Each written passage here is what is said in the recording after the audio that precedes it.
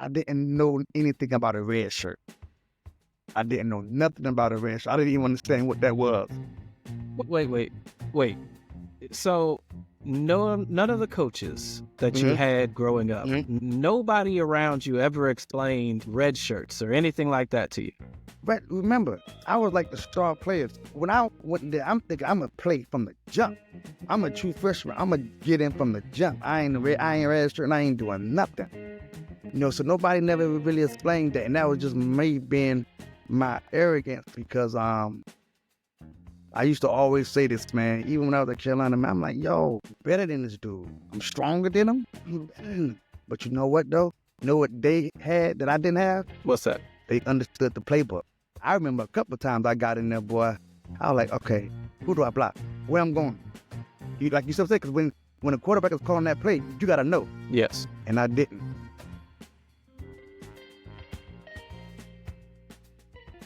Welcome to How Tall Will They Be, where we don't even try to answer the question that is the title of the show because we don't know, right? But this is the greatest podcast ever. And again, we don't have anything to back that up. We just say it because why not? It's like recruiting rankings. They're all subjective. So today we have Coach Jermaine Brown with us. He is the president of the Next Level Spartans youth football organization. He was a former running back at the University of South Carolina. He's a personal trainer. Coach Brown, how you doing today? Great introduction, man. I'm doing well. Thanks for having me on this podcast, man. I really appreciate taking the time out and we're doing this. We're going to have a lot to talk about, and I'm excited about this. So let's get into the podcast. For those who are new and this is your first time listening to How Tall Will They Be, this is about youth sports. It's about recruiting. We talk to people who are talking about what they know and not what they've heard. It's for the people who are in those long car rides to the obscure gyms and fields and competitions and want to know, am I really doing the right thing here? So, Coach Brown, let's start with your earliest athletic memory. What is the earliest athletic memory that you have? Okay, good question, man. Started playing, I can remember me back in Miami, Florida. Started playing football at the age of 5 years old, man. I was following to my older brother's footsteps, I just used to love seeing him out there, running that ball, right? And I just wanted to be just like him, So, again, I started playing at the age of 5, and then football just kind of grew on me. I figured out that I was the fastest person on the team, so that right there was, kind of make me want to stick with it because I was better than most kids on my team. So I felt like, well, at least I'm better than somebody in something. So let me just stick with this, right? So, and then, I they never took me off the field, even at that age. We was tackling back then, like down in Miami, like we was tackling 5 and 6 year olds. I never did flag football. Never. Really? Never did flag football. Never. I went straight into tackle. I learned a lot, what I'm saying, at that age, just about the fundamentals of the game. And from there, it just grew on me. So I started playing at 5. So did you know at 5 years old that you were faster than everybody, or it took you a couple of years to realize, I'm faster than everybody? Right. Well, because, doing practices at that time, what the coaches would do, and I remember this, like it was yesterday, they'd get all the kids, they'd just line them up and everybody would race. And I always used to come in first all the time, against my, teammates and stuff like that. So at that age, 5 and 6, what they trying to do, trying to find the fastest person so they could just give them the ball, get them to the ball, sweep right, sweep left, and just go run. You know what I mean? At that age. Got you. At that age. So that's what I remember, man. Those are some fun times. So with you being that fast, did you ever do track? Did you do other sports growing up, or was it just primarily football? Well, I actually did track in high school. And I only ran the 100 because I used to get tired fast. I had no wind. It's literally no wind at all. So I did, some, just the fastest, events like the 100. I did the 200 and I did the relay. I did that in high school. Didn't really take it too serious because all my attention and energy was in the football. And then I want to say my sophomore year in high school, that's when I really started getting into weight. So before we get to sophomore, junior year of high school, let's talk about high school period. How did you end up at the high school you were at? What high school did you go to?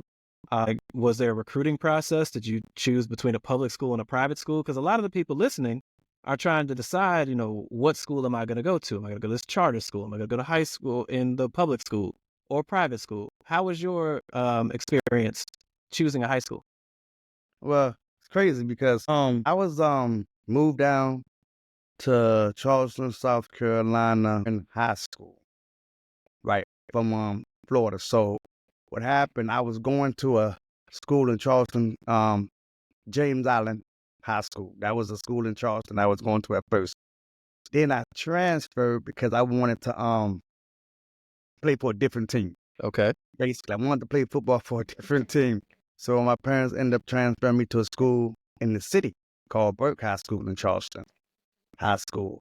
Now, this is crazy you say that because I have a story about this. So, end up going to Burke High School my junior year, right? Wait, before you jump into the story, let me just make it clear. You went to James Island your freshman and sophomore year. You went to Burke your junior and senior year. Is that correct? Right. So when I got to a Burke High School, they had this kid by the name of Zola Davis. I heard hold on, let's back up. I heard about Zola Davis when I was at James Island. Everybody heard about him because he was the #1 receiver in the nation. Right. So I wanted to go to a school that, that put out good football, right? Uh-huh.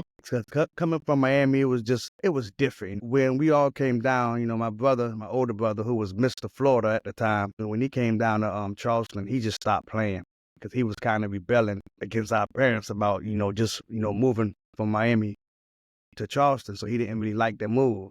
At first I was going to do that, man. I was like, man, because, I just used to follow my brother. Everything he did, I wanted to do too. But I said, man, I didn't want to just be in Charleston and not do anything. So let me just stick with the football. I said, I love football so much.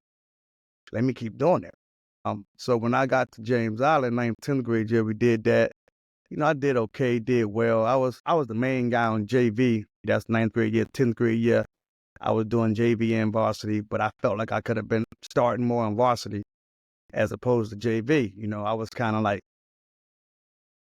arrogant at first because I was like, man, I know I could start on varsity, right? But I guess they didn't want me to start on varsity, right? So whatever the case may be. So old man was like, hey, man, you want to transfer out, go to Burke High School? He was looking at schools. I said, yeah, let's go there. It was a predominantly black school in the city, but I knew that they had a good football program there. So I said, yeah. So now I get to Burke High School my junior year. So I know Zola, her, like I said, going back to the story, I knew of Zola. Nobody really didn't know me. And I come there and I remember this like it was yesterday. We had a bench press competition, like it wasn't like a bench press competition, but it was like who was like the strongest person on the team. Right. And and whatever you lift benching, you get a shirt, a football shirt with how much you bench in the middle of, like they had a football in the middle of the shirt and then how much you bench. So it's funny because I was the only one that had 365 pounds. I remember I'm a junior in high school. Okay. I was the only one in the 300 club. Everybody else was in the 200 club. You can imagine, I used to always wear that shirt. I think I've seen you wear it recently. I'm pretty sure Yeah, that you still wear it. Yeah, yeah, I probably have. With that, I got a lot of respect, man. People were just gravitating to me about that, wanting to know, how I got so strong, this and that. So that's how that Burke thing happened. That's how me going to Burke happened. Just wanted to get out of James Island and start a different chapter. And so what grade were you in when you moved from Miami to Charleston? 9th. So the start of high 8th, school. 8th, yeah. Okay. That's a big move. You're still in the South, but of course the football environment is a little different in Charleston than it is in Miami. Right. Listen, totally different. Totally different. That's why my older brother was, that's why he stopped. He thought that the football, basically just thought that it was just so slow. and he used the word backwards. You know what I mean? Just Gotcha. country backwards and stuff like that. He was just slow. I was thinking about doing it, but I said, man, so what I'm going to do? If I don't do this, then what I'm going to do in Charleston? There's nothing to do. You know what I mean? So I said, let me just keep doing it. You know, Gotcha. and I'm glad I did. So you're at Burke and you're coming off half a season or so of varsity football, right? So you win the weightlifting, or not the weightlifting competition, but you're one of the strongest guys on the team. But The strongest. the strongest guy on the team. That's right. Right. Apologies. That's right. I'll put a graphic up when we do this Yeah. in post-production about the strongest guy on the team. But Right. now the season starts, right? Did you have to beat somebody out for the running back spot, or was it yours? And then tell me about your junior and senior year. Yeah, I did. I did have to, because remember, I'm coming to Burke new. So they already had their players kind of like already, depth chart already lined up. And that's the only way I wanted it anyway. I didn't want to be given anything. So I had to go out there, compete for the job, starting job. And I won a starting job, straight up. So that's how that came about. I won a starting job as a running back and a kickoff returner. I just think that, I had more speed, and the way they ran the offense was basically tailored to what, my skill set. You know what I mean? Those other guys that they had, there was more of a power back, and I was more of a scat back. And that's how the offense was kind of ran. So it was tailor-made for my skill set. So talk about some highlights, right? Did you guys win championships? Did you set any records in high school? Right. Give me some of your real high moments from high school. Good deal. I remember this. We had the Satoma. They call it Satoma Classic. It's when they get all the schools in the area. They had about 15, 20 different schools out there. It's like a jamboree. Every school play I think 2 quarters or whatever, right? Okay. And we was facing Goose Creek. I remember it like it was yesterday. First time playing for Burke High School in a jamboree was Satoma. First carry. The very first carry I scored. It was like 67 yards. Boom. Now check this out. We come out again now.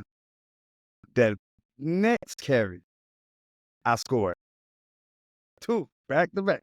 I end up having like 4 carries for like 130 something yards. And I still have that clipping. I remember that morning I woke up and on the sports page of the Charleston Courier, it had me 22. It had Jermaine Brown, 4 carries for 136 yards and whatever. And I also remember had to give an interview at the end. Man, first time a camera in my face, you talking about nervous? Man, I was super nervous, man. I was just, they was asking me questions about how I felt, and things like that. How did it feel to score like that your first year coming here? And I was just like, oh man, I was just so on the high, man. I didn't even know what I was saying. I was like, I just feel good. I just feel good. You know what I mean? That's basically what I was saying. That's something that I'm gonna always remember. So you make the most of your opportunities right off the bat. You're in the newspaper. Mm-hmm. You're building a name for yourself. Tell us Mm-hmm. about recruiting now, because that's the large part about what this podcast is for. So what was your recruiting process like? How did people find you? How did coaches get in touch with you? What coaches, what schools? Let's start getting into that.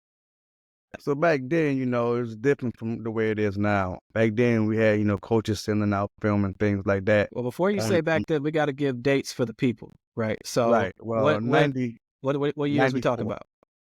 93, 94 school year. The 93, 94, 1994, not 1894. I was gonna say, man, did you have a horse and buggy when you were going to school, or what? Right there.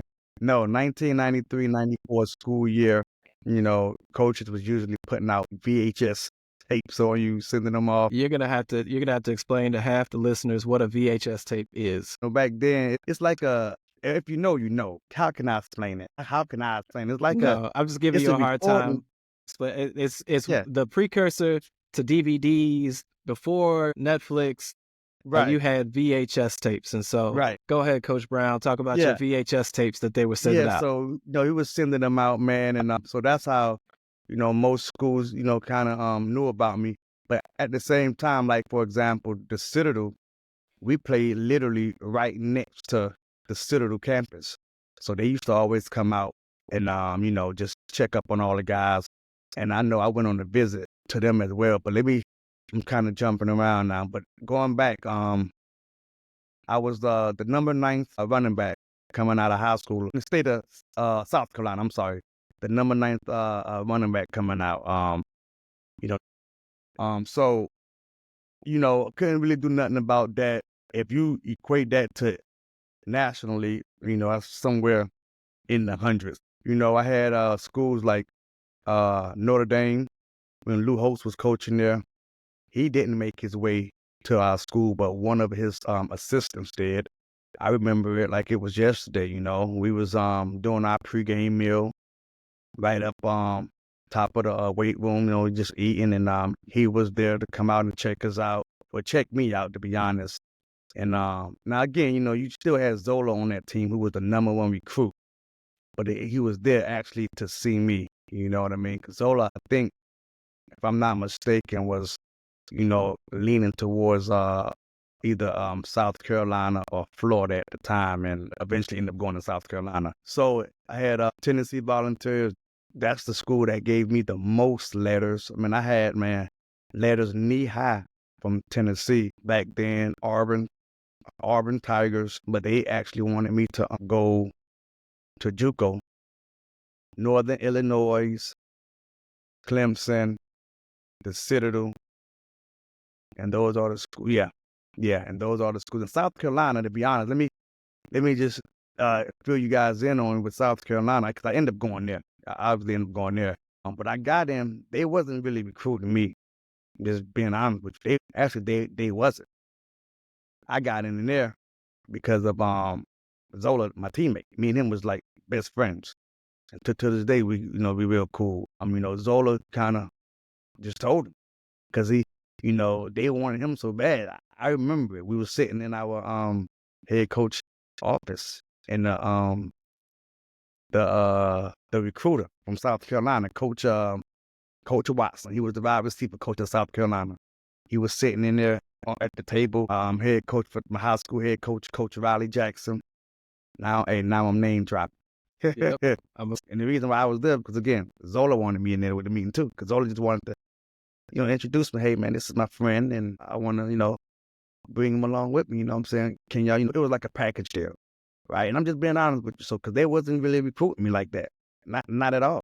Because you remember South Carolina at that time, they already had Brandon Bennett, Steve, Stanley Pritchard. They already had big guys. And, that's the SEC. Big guys. Remember, I'm 75 pounds. Them guys there was like, 225, 230. So there was big guys. I'm a little guy, and I wanted to go in there and be a running back. Imagine that. Mm-hmm. You know what I mean? Yeah. So, but that brings up a couple questions, right? So if South Carolina wasn't actually recruiting you, and even though you are really good friends with Zola, right. You've got knee-high letters from Tennessee. That's You've right. taken official visits to the Citadel. That's right. Why not just call Zola from Tennessee or the Citadel and, go visit every now and then? Why go to South Carolina? Great question. Because you're being afraid to be on your own. You know what I'm saying? Okay. Being afraid, I didn't want to go nowhere. You look at hindsight, you look at it, you be like, man, I should have went down to Tennessee. That's the same year Peyton Manning came out. Me and him would have been on the same squad. Boom, boom, boom. That's the same exact year. Me and him, you know what I'm saying? He came out and this and that. But again, at that age, I'm 17. No, actually I was 16, because I had my birthday was December 2nd, right? So I had a late birthday. Mm-hmm. So I'm a young kid, I'm young. So, I just didn't want to go. I didn't really have that support system, right? Didn't really have that support system for my family. Me and Zola the same way. It was basically just me and him, two homies. Zola was a year older than me. He was a year older than me, and it was just me and him, man. It was just me and him. When Zola went, I said, "Yo, man, let's go then." Okay. So basically that's it, man. Just wanted to go somewhere where I knew somebody. Remember now, now I look at it, I should have, looked at it differently, but I didn't. Understood. No, and that is understandable for that time. But again, this is about advice. There's a lot of people who are looking at the options, and people have different guides for making different choices. And a big part of this show is talking about why choices get made. But now you're at South Carolina, right? Now you're a Gamecock.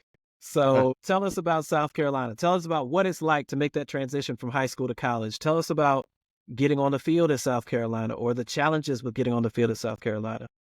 Good transition, man. With me, I never had no fear. So it really, coming from high school to college, it wasn't really a big, this is me, a big transition, because I always welcome new challenges. That's who I am. You know what I mean? The only thing that was different is just managing your time. And you really didn't have no social life. It's football, study hard, eating. Football, study hard, weight lift to eat. That's it. And the way they had it set up at Carolina, you know, you have your athletic dome called the Roost. It was kind of out there secluded a little bit. And the challenges, man, you know, I used to love lifting weights, so that wasn't, you know, I used to love that, so that wasn't a big deal. Getting up early, things like that, that wasn't a big issue either. That wasn't a big, because we got up early. We got up early to do something that I like, which was lifting weights. Okay. You see what I'm saying? So that wasn't really a challenge for you, right? Because No, it wasn't really a challenge for me. you know. Now, I'm going to tell you what was, though, because when they accepted me, you know, they have this thing, and they still do it today. Like, you got your first session, athletes come in, then your second session. So I was with the first session, right? So I'm already have a head start before the other recruits in my class come in. Okay. So they only brought in one running back for that tour day, which was me. Now check this out. I said, okay, so I mean, I'm gonna be getting all the reps, everything. Now it's about 90 degrees in Columbia, South Carolina, 95. And nobody here I'm looking at other position groups. They got about 4, 5 kids, you know what I'm saying, to get rest. It's just me. Looking at it now, I could look at it like, man, that was a good opportunity. I'm getting all the reps. You know what I'm saying? Ain't nobody there battle on me. I could get everything, learn, boom, boom, boom. I didn't, that right there, kind of look back at it like, me, you know, I think I dropped the ball on that because I didn't take full advantage of it. Because, man, when I used to get tired, like I told you earlier in the show, I said my wind was suck. I used to get tired real fast. My wind was real bad. And when they had me out there, Coach Hickson, doing those drills and stuff, man, you know, I used to get tired. But I think he knew that. You know, me being a trainer now, that's what I do to some of my kids too. He was trying to break me. He knew I was tired. He knew I didn't get, like, he'll give me a minimum rest and get back, blow that whistle, get back at it. I'm like, God, he almost did break me. I'm like, man, I can't do this. I'm tired. I'm about to, you know what I'm saying? I'm tired. You know, and so what I started to do, man, I used to pace myself, meaning that everything had to be 100%, but I was conserving my energy because I knew I was the only back. There was nobody else there but me. I was the only running back recruit there in the early signing day, if that makes sense. No, I got you. So I had to conserve my energy, which he, come on, run. I said, I'm running, but knowing that I wasn't. I was probably going 75% because I knew that I had to leave some in the tank. But now, let me tell you this. When everybody came in, this what really kind of shook everything up for me, to be honest with you, is that all my years playing football started at 5. I never set the bench. I didn't even know what a bench looked like. I don't think I ever touched the bench when I was coming up. You know what I mean? Like, literally, I never sat down. But them other guys got there, man. That's what hit me. Because everybody in college, D1, gonna be just like you or better. You know what I'm saying? Everybody. Everybody out there. So I was small now. I was the smallest back out there. I was with the running back group, whereas looking at it now, I should have been more like a slot receiver or somebody like that. And remember, I'm short. I'm like 5'7", 5'8". So short, small, SEC, you know what I'm saying? But I wouldn't say I got jumped, but there was other guys, older guys in there in front of me. Okay. I didn't know anything about a red shirt. I didn't know nothing about a red shirt. I didn't even understand what that was. Wait a minute. Wait. Wait, so none of the coaches that you Hmm. had growing up, did you go to any camps? Nobody around you ever explained red shirts or anything like that to you? No, for one thing, there was no like camps. No, there no camps, man. Didn't go no camps. But remember, you got to remember this. I was like the star player, so nobody. When I went there, I'm thinking I'm gonna play from the jump. I'm a true freshman. I'm gonna get in from the jump. I ain't registered and I ain't doing nothing. So nobody never really explained that, and that was just me being my arrogance because I used to always say this, man. Even when I was at Carolina, man, I'm like, yo, I'm better than this dude. Like, I'm better than him. I'm stronger than him. I'm better than him. But you know what though? You know what they had that I didn't have? What's that? They understood the playbook. I remember a couple of times I got in there, boy. I was like, okay, who do I block? Where I'm going? Like you said, because when a quarterback is calling that play, you gotta know. Yes. And I didn't. It was a couple of times. So I remember like yesterday, man, and that's what they got me. When you football, and it's a good point to these young kids coming up, man. It's not about how strong and fast you are, man. It's the mental game. It's the mental effort. You got to understand the game, and if you understand it, you can play a lot faster. You know what I mean? You can play a lot faster. Whereas you can have all this speed and other attributes. If you don't know, but you're gonna play slow because you're gonna be second guessing yourself. So Then from the you're gonna have to time get that you were yourself hurt. 5, from the time that you were 5 until the time Mhm. you went to college, are you telling me that nobody really challenged you on the mental side of the game? They basically said, No, "Yo, Jermaine, you're really fast, you're really strong. Go take the ball and score." Is that what you're saying? no. I'm saying that. Yes, I'm saying that. No, because all they used to do with me, I was basically using my God-given talents. Give me the ball and let me run. There's Uh, no reading holes. Just give me the ball and I'm gonna use my speed and I'm gonna run. And that's how it is. That's why with my youth program I'm doing, it's all about the fundamentals. You got to understand the whys. Why are you doing this? I mean, I see a lot of youth football organizations, what they'll do, they'll take their best athlete. And because you've been on my staff too. So, Mr. Interviewer, um, they'll take their best athlete and what they'll do, they'll run them right, they'll run them left. yep. That's it. That's it. That's all they do. There's no okay reading, reading, just kind of just understanding football. Why I'm doing this? You know what I'm saying? The whys, and that's why I instill that with a lot of my coaches now. That's on my staff with the Spartans, and that's why their kids and and the organization is doing it's successful because it's a certain way you got to look, and it just got to be like that. You know what I mean? You gotta look a certain way. And that's why I try to instill into all my coaches that we got to teach these kids the fundamentals, bring that thing back to the fundamentals and development of football, the whys, why I'm doing it. That's why you would never probably see none of my age groups just hand the ball off and you run right, run left. No, we're going to be actually running plays. So we're here now. So we might as well tell the people, what's the Next Level Spartans? When did you start it? Why did you start it? Break it down for the people. Okay. Next Level Spartans was started in 2019. It's a youth football and cheer organization in the Still Creek area. Of what city, what state? Charlotte, North Carolina. Right. You know, Because Still Creek we're area, Charlotte. global on how tall will they be. That question is asked globally. So you got to Okay. No, explain to the okay. people where we at. Charlotte, North Carolina. We are a youth football organization that serves a lot of kids in the Fort Mill, Still Creek area. And also cheer from ages 5 to 12 years old. And why did you start the Next Level Spartans? Why not That's just right. coach somebody else's team? Right. Well, I actually did because I was a high school coach. But why did I start the Next Level Spartans? Yes. Is because one day, let me just give you a story. The reason I started, I was driving home one day on Still Creek Road, driving home. I don't know where I was coming from, and I had a property that my wife and I we sold, and we got a little bit of change off that. She used her part of the money, did something great with hers, and me, I said, you know what, I got all this change on me. What do I want to do? So I'm just thinking, I'm riding. I remember it vividly. I said, man, I could doggone go on trips and vacations and and do that, but I'm going to get bored of doing that.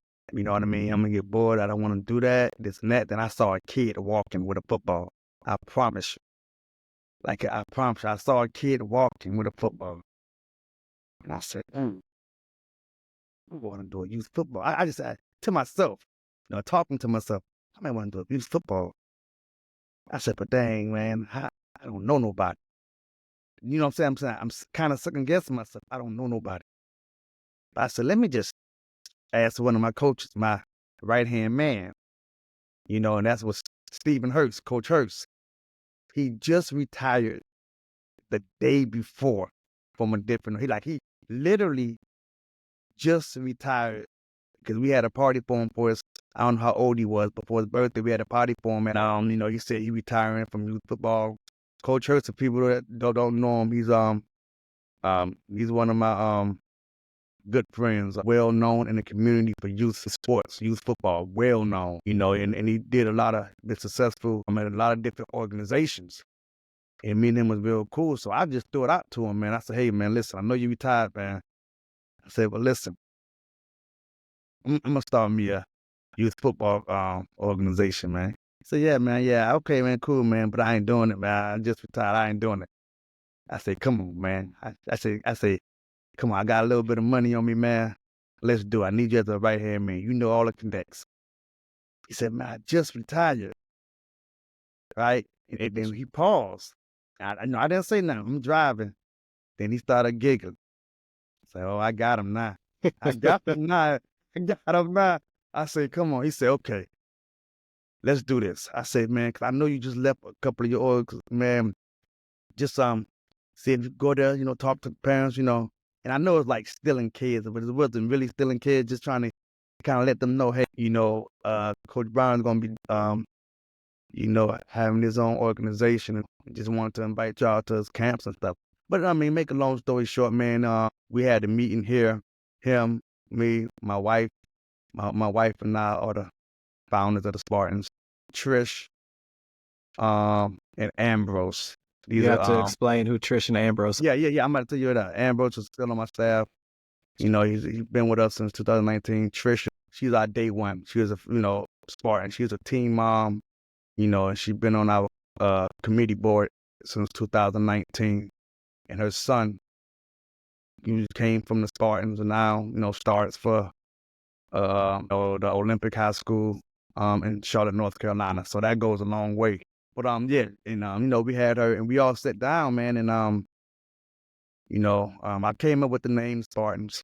I just came up with the Spartans because I'm a very neutral, simple guy. So I said, you know what, our colors are gonna be blue, white, and gray, and we're gonna keep it simple. And then from there, everything else, God was good. I mean, everything else just took off. We started with like about 20-something kids. I remember the first day of our camp.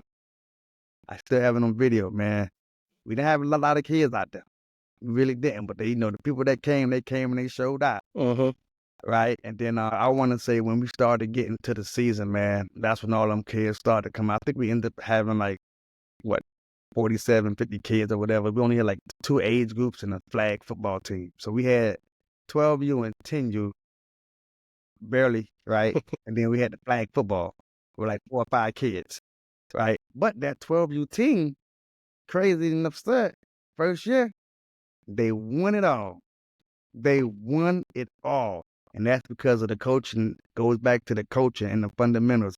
We came in with what we had and we won the whole league. And we got an invitation to the Nationals down in Florida, where out of, I think it was 20-something teams, we had placed 5th. Not bad. So that's 2019.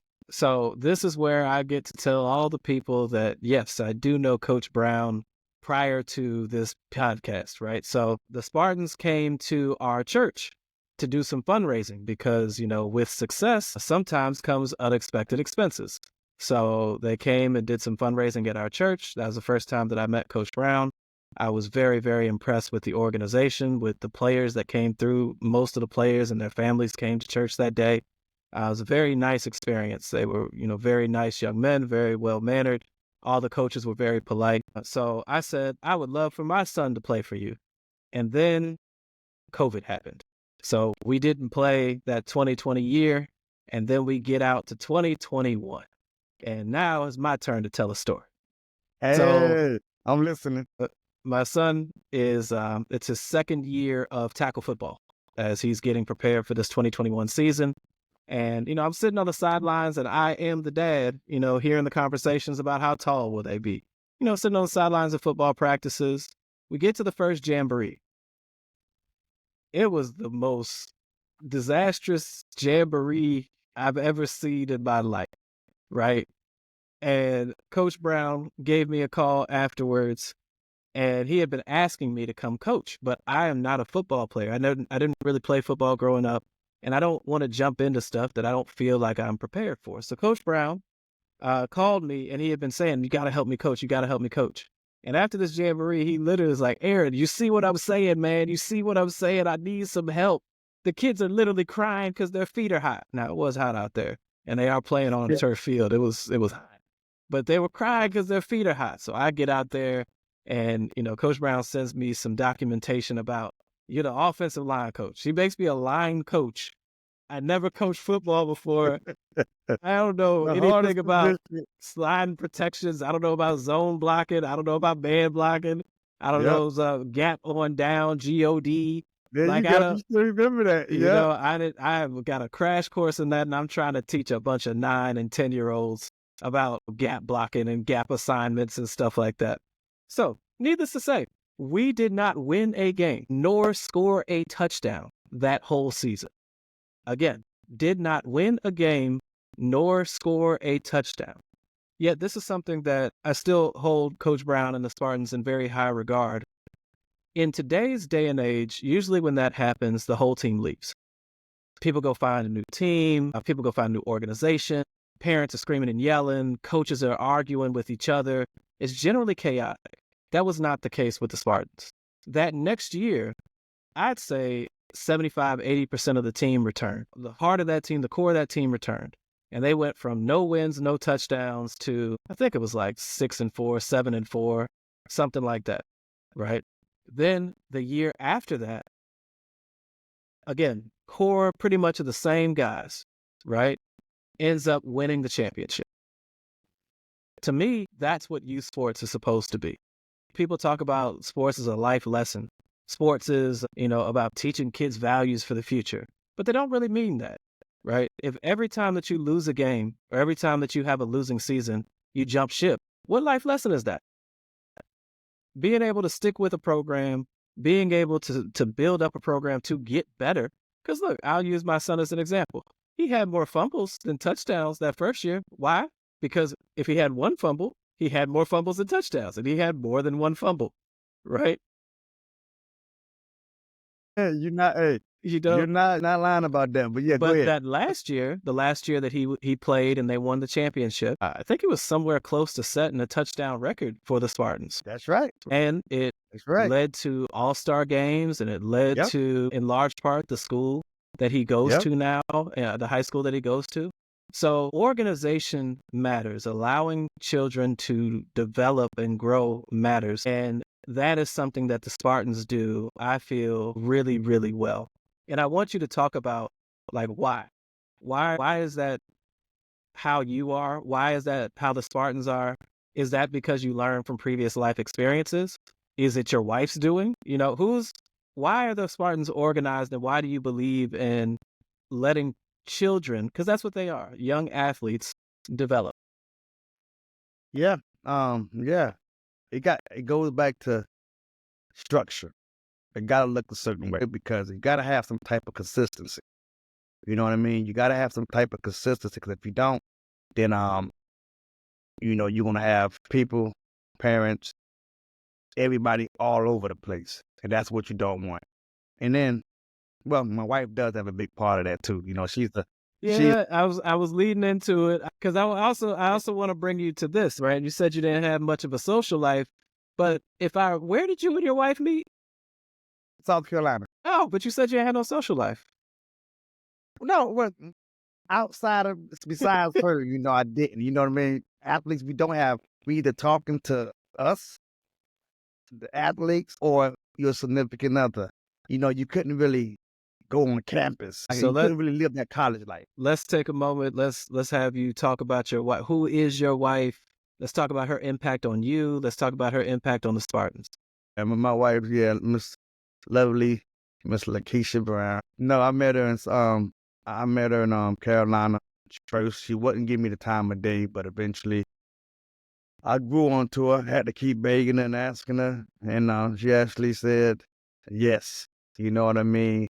But she's my rock, man. She's the one that, you know what I'm saying, keep this organization afloat, man. All those messages and reminders and, just the structure on how things are supposed to be done. And man, it's really, it comes down from her. I mean, I'm that way also, but she makes sure it gets done. I say something, but she makes sure she have it down on paper and making sure everything is structured in the right way. And I love that. And that's why, I think my organization, the Spartans, is the way it is, because even though with the wins and losses and things like that, they come back because there's no drama with the Spartans, man. You know what I'm saying? I've been around 5 years and I haven't really had, I don't think, no drama, no fights or nothing.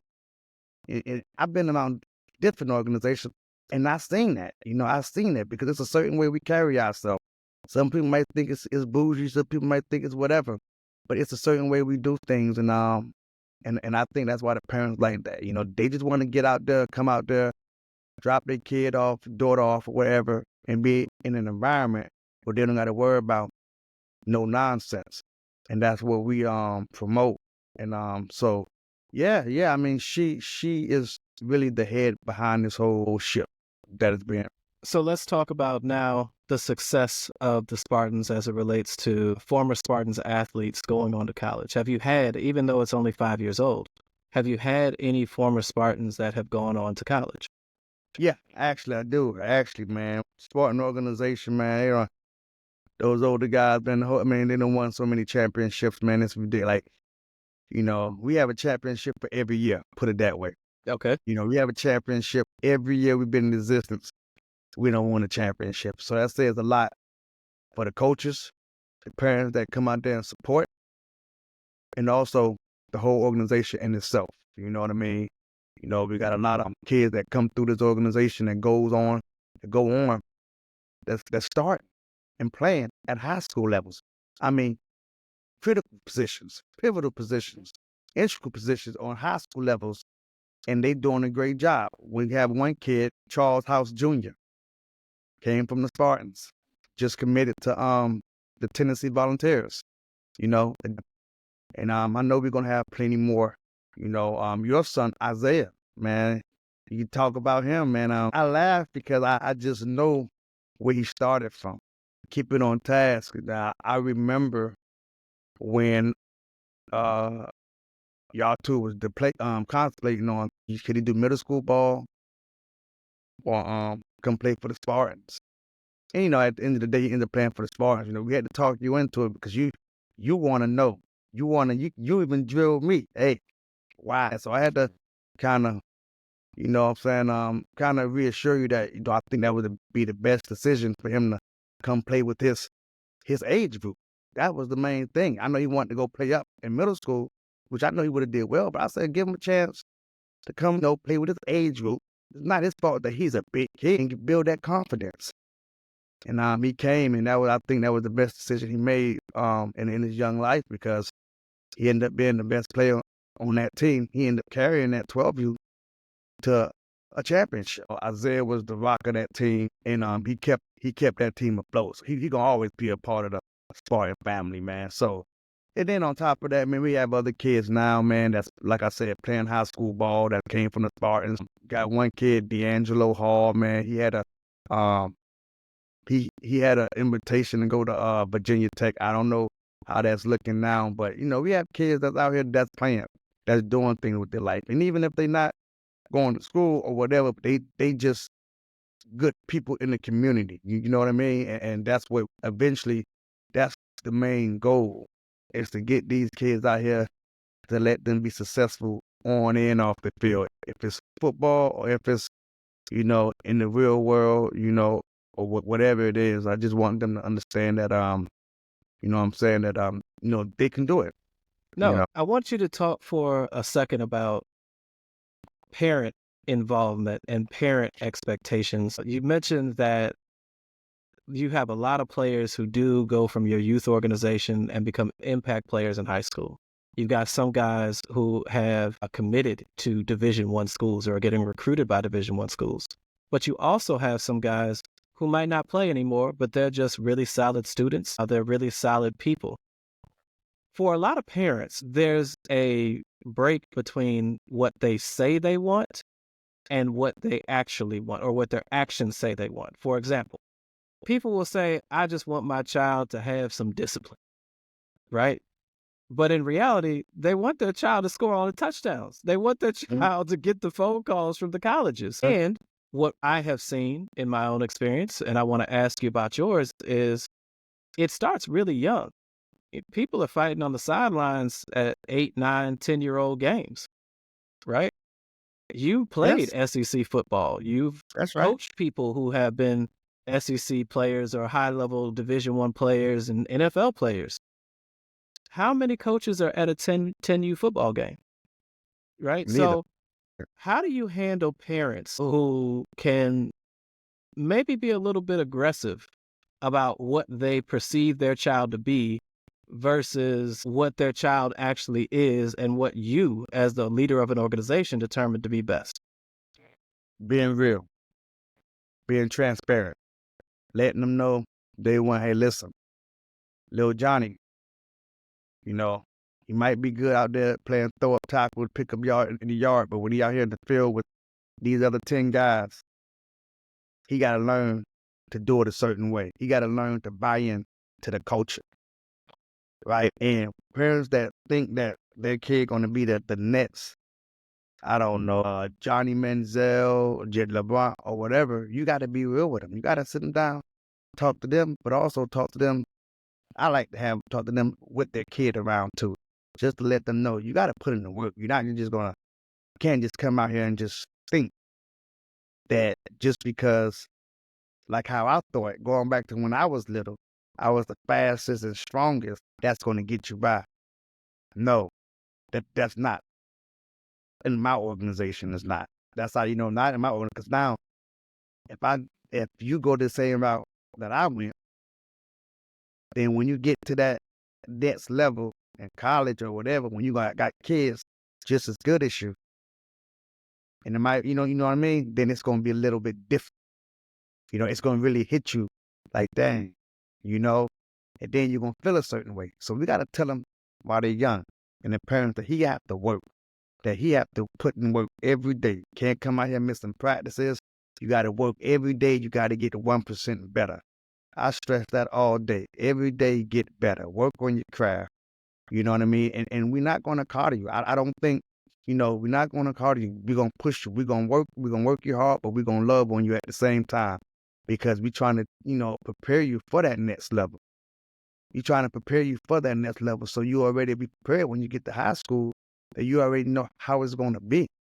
You know what I mean? I wish I had that if I had somebody telling me that when I was coming up, instead of just using my abilities and, speed and all this other stuff, I think I would have chose a different, I think it would have turned out better. But God don't make no mistakes.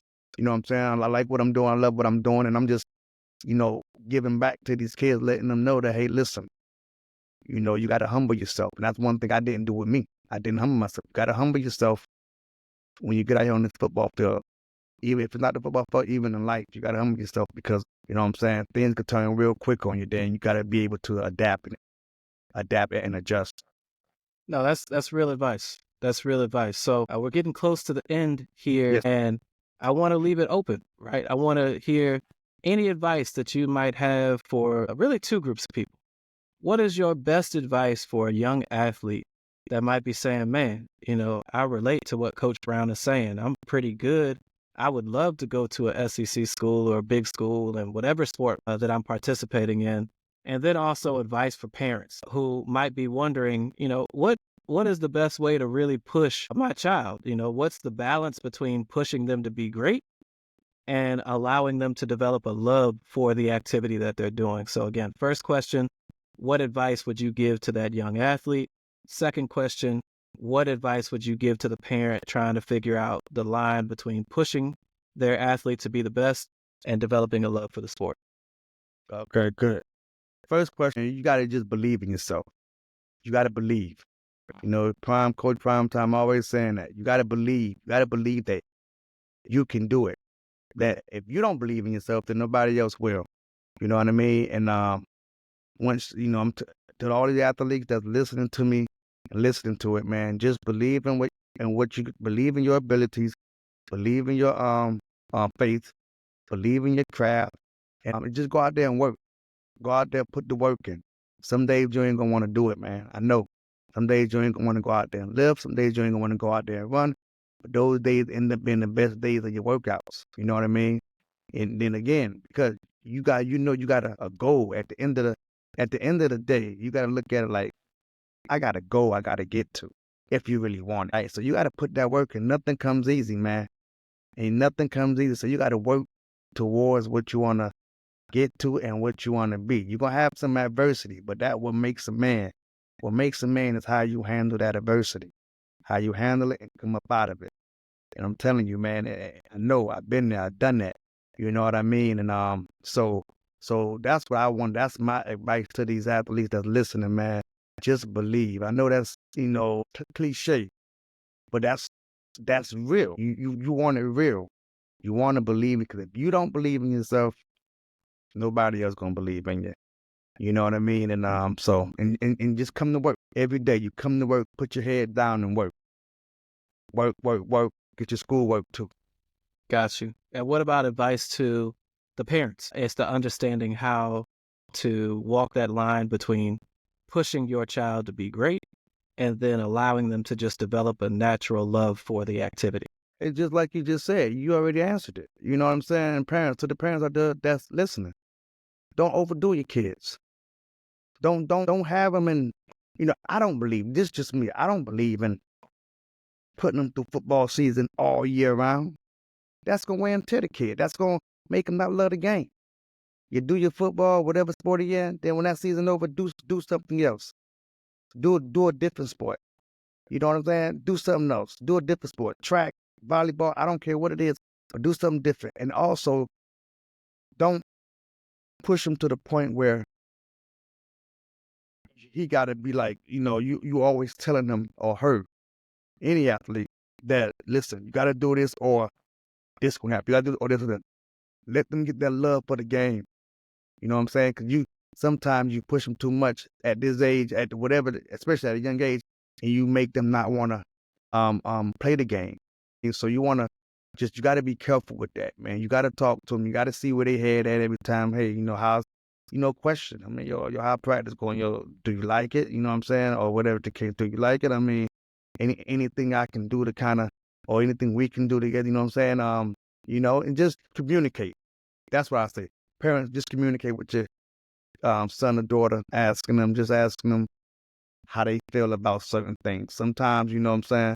Like I said, it's going to get hard on them, but you got to be there to encourage them. You got to be there to encourage them, not try to put them out there and say, hey, you the best thing. You put too much pressure on them. When you start putting too much pressure on them and they don't succeed, then boom, now they feel bad. Now they feel like they don't let you down. You know what I mean? That's a lot of pressure on the kid. Listen, I've been there. Again, I always say I've been there, I've done that. Because I had my dad and uncles, they used to bet on me in Miami. They used to bet on me. Bet you this, that he scored a touchdown. Like, I promise you, I literally heard that. I bet you this, he scored a touchdown. For how many, you know what I'm saying? That was pressure on me. Even though I scored, but yeah, that was pressure on me though. Yeah. And that's just real. Well, Coach Brown, I got to say thank you. This has been great. This has been insightful. I really appreciate you taking this time to share your story, share your advice, share what you know, right? This is going to go a long way for a lot of people. Let's go ahead and get out of here. And the last thing I'll ask is, where can the people find you? Where can the people find the Spartans? Where can they get more information? They want to get connected. And thanks, man. Thanks for having me. Enjoyed it, man. got a lot of love for what you're doing for the youth. Anything I could do to help you grow, just let me know. But yeah, you can find me at nlspartans.com. That's my youth football organization. And for my weight training, I'm also a trainer, certified personal trainer and strength and conditioning coach. nltrainingathletics.com. nltrainingathletics.com. So Okay. Coach Brown is an excellent trainer, obviously an excellent guy. Again, thank you, Coach Brown. And this has been episode 2 of How Tall Will They Be? Peace.